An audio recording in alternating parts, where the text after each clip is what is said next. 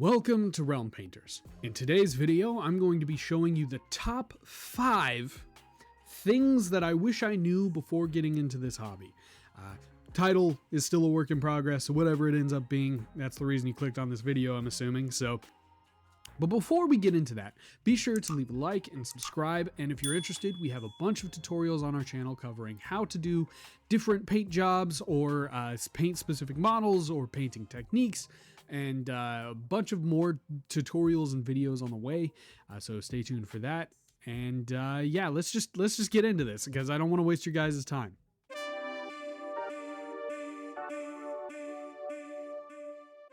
The very first thing that I'm going to talk about is the kind of the oddball in my list. Out of the 5 things, there's only one thing that isn't necessarily specifically directed towards painting to a certain degree. And that is how many points you should initially try and reach with your specific army. The very first goal post that you should have is 500 points. It is the easiest point value for Warhammer to learn the basics of the game. I also highly recommend to focus on one army for a little while. Because you and I, we both know Warhammer it's kind of expensive. When you calculate the amount of money that you spend on plastic, brushes, cleaner,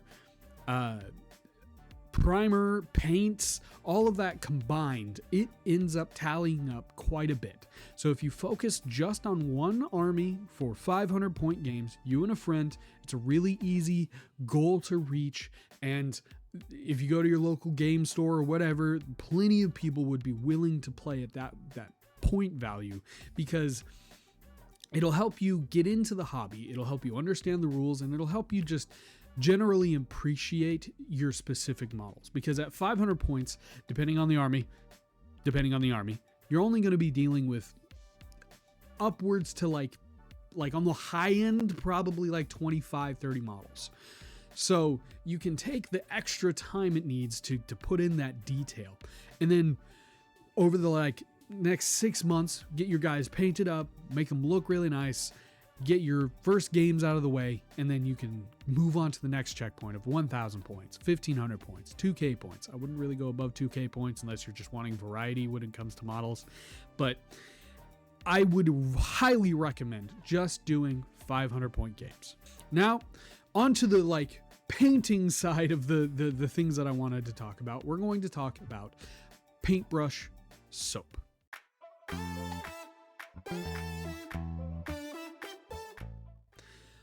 If you're like me, you went into this hobby initially not really knowing the difference between synthetic paintbrushes and real hair paintbrushes.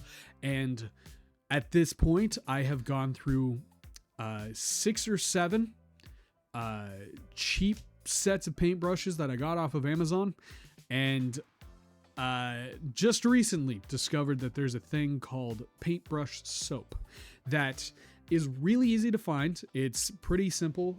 Can I have the paintbrush soap? Sheridan got this paintbrush soap at Michael's, and it's pretty easy to find. But that stuff works like a soap and is used to help your paintbrushes not fray really bad. Like this paintbrush is splitting pretty rough. And it's because I don't really take care of my brushes, or I didn't really take care of my brushes, mainly because I didn't really know how to. Painting was never really a thing that I was into until I started getting into this hobby. And so Paintbrush Soap, God, I just highly recommend it. It works with both real hairbrush paint brushes and acrylic paintbrushes, and you won't have to go 4 years down the line, $700 into paintbrushes because you bought 7,000 sets of paintbrushes. So I just highly recommend getting that any paintbrush soap, but just it really extends the life of your paintbrushes. Point number 3, don't be like us.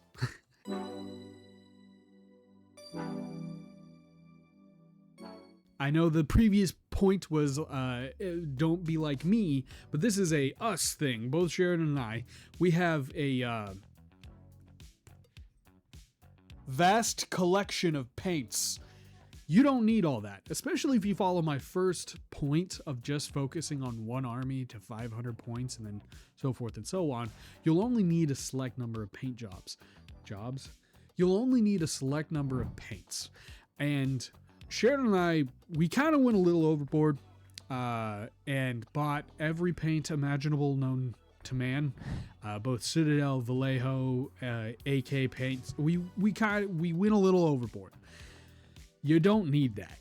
Most paints, especially if you have the base paints of like red, white, blue, yellow, from those paints you can typically get a pretty good idea of what varieties of paints you can make from them just by mixing those specific paints. Don't go out and buy like 500 paints. It's not necessary. You'll find that there's a lot of tutorials that have, oh, you need like 20 bajillion different paints. It's one of the reasons why Sharon and I in our tutorials, we try and use mostly the same paints throughout all of our tutorials. You'll find that anytime we're doing red, it's usually Khorne, Mephiston, and Evil Suns are the like base, mid-tone, and highlight, because those are three really, really good like red colors, and that's basically all you need is a base, mid-tone, and highlight. You don't need anything else.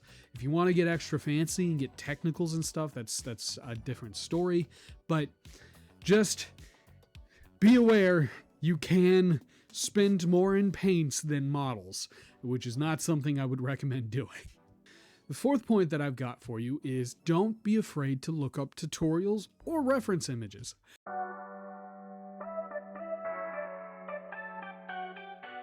Almost every single model that I paint, I pull up at least the spin me right round image that you find on the Warhammer website, to just looking up images on Google and seeing what paint jobs people have done for their model. It's one of the reasons why I'm currently in the middle of getting ready to start a project for my birthday of painting Crethusa.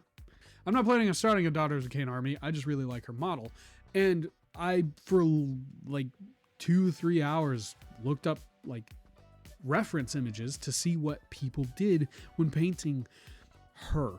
And so looking at tutorials and references, and I wouldn't even say copying, because you're not really copying. There's no way, especially when it comes to painting, there's no way to directly copy somebody's paint job, because you yourself have your own personal way that you paint, the way that you apply the paint, the paints that you use. Tutorials and reference images are really good at giving you a baseline, a really good way to give you ideas for what you want to do.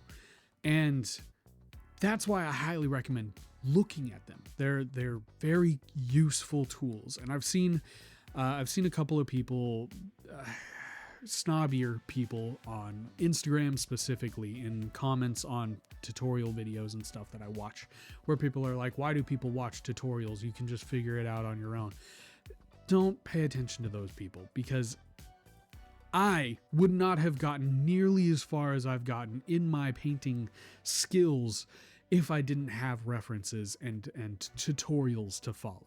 Now it's time for my fifth and final lesson to teach you in today's video.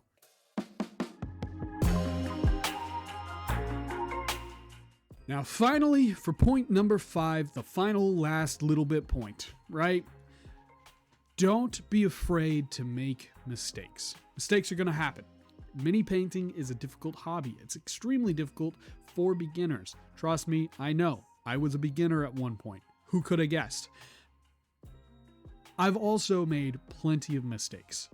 Making mistakes is part of the process, and fortunately, you're doing painting, and therefore, it's pretty easy to fix. It's pretty easy to either paint over something, or apply another layer, or even strip a model of old paint.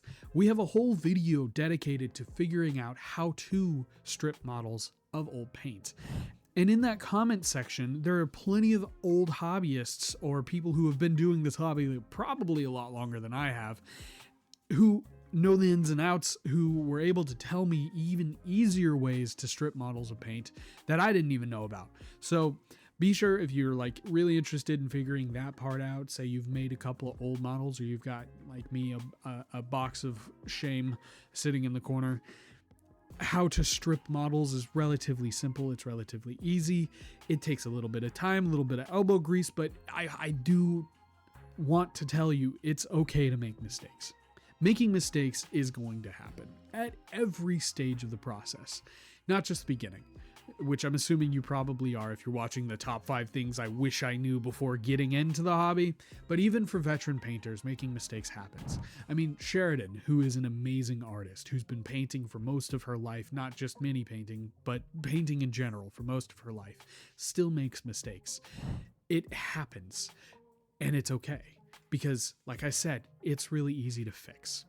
That being the last thing that I wanted to say, I am going to close this video off with, I am extremely happy to see so many more people getting into this hobby.